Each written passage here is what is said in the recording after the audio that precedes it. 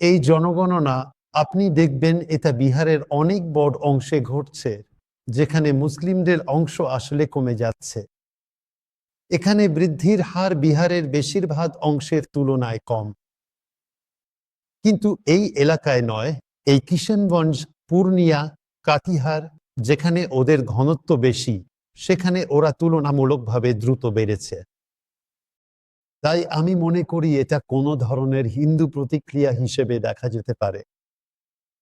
কি হচ্ছে এখানে? কিছু হিন্দু গবেষণা। তাই আমি শুধু বলছি 15টি জেলায় যেন ভারসাম্য ফিরে আসছে বলে মনে হচ্ছে। ভারতের মোট 15টি জেলায় গত দশকে হিন্দুদের বৃদ্ধি মুসলিমদের তুলনায় বেশি হয়েছে।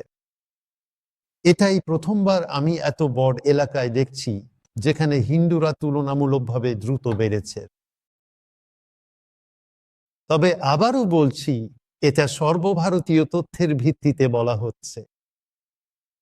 এ ধরনের কিছু ঘটলে আপনি যখন এই ধরনের মানচিত্র দেখেন, তখন খুব শক্তিশালী সভ্যতা, খুব সক্ষম কোনো সভ্যতার পক্ষেও এই এলাকাকে নিজেদের অধীনে রাখা খুব কঠিন হয়ে পড়ে।